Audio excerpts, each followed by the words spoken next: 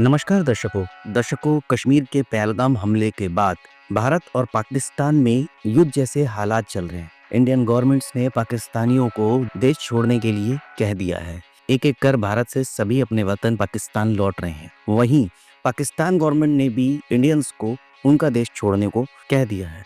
अब ये समझ में नहीं आ रहा युद्ध होगा या नहीं, गवर्नमेंट क्या फैसला लेती है।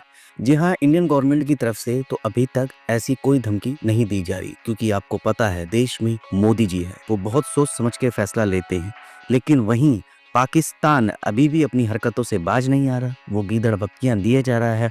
यहाँ तक कि वो तो भारत के ऊपर ही उल्टा इल्जाम लगा रहा है कि भारत ही दहशतगर्दी करता है, हम तो खुद पीड़ित हैं आतंकवादियों से।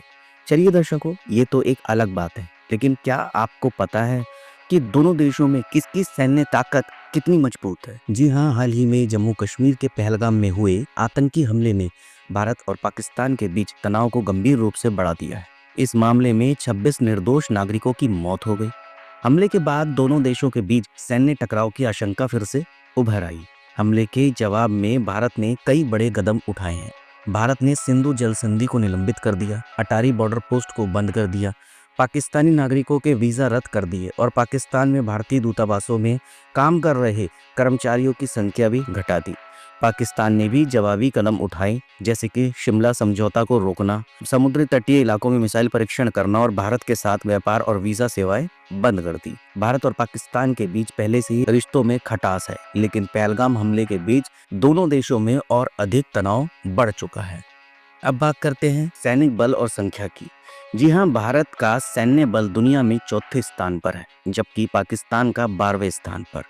भारत के पास लगभग 14.6 लाख सक्रिय सैनिक है और 11.5 लाख रिजर्व सैनिक है। वहीं पाकिस्तान के पास करीब 6.54 लाख सक्रिय सैनिक और लगभग 5 लाख अर्धसैनिक बल है। भारत के अर्धसैनिक बलों की संख्या लगभग 25 लाख है, जो पाकिस्तान से कई गुना ज्यादा है। अब बात रक्षा बजट की।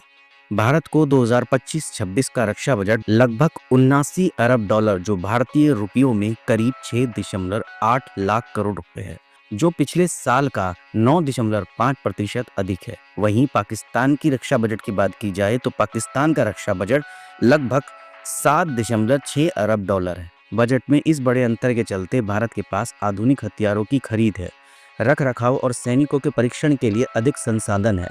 इसके अलावा दोनों देशों के पास परमाणु हथियार और बैलिस्टिक मिसाइलें हैं। भारत के पास 5000 किलोमीटर से ज्यादा दूरी तक मार करने वाली अग्नि 5 मिसाइल है और अग्नि 6 पर भी काम चल रहा है। वहीं पाकिस्तान के पास शाहीन 3 मिसाइल है, जिसकी रेंज करीब 2750 किलोमीटर है।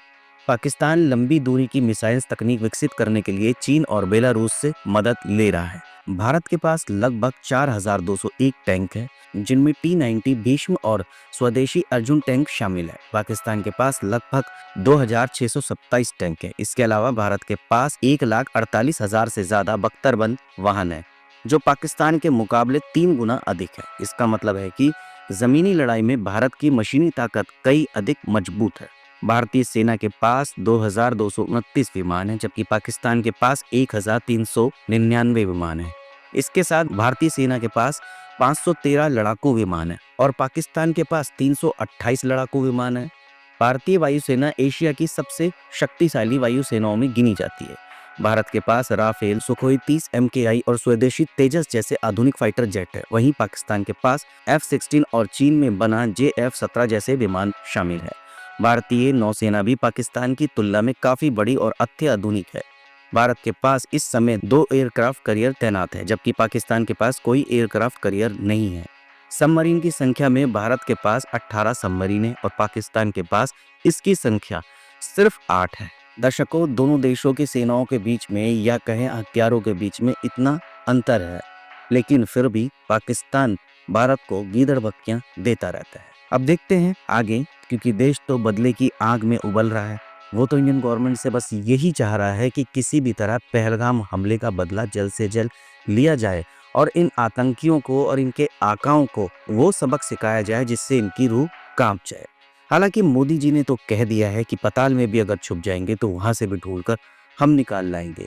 आतंकियों के आकाओं ने कल्पना नहीं की होगी ऐसी सजा मिलेगी, ऐसा हमारे मोदी जी ने कहा है। और हम उम्मीद करते हैं कि इंडियन गवर्नमेंट जल्द से जल्द पहलगाम हमले का बदला ले।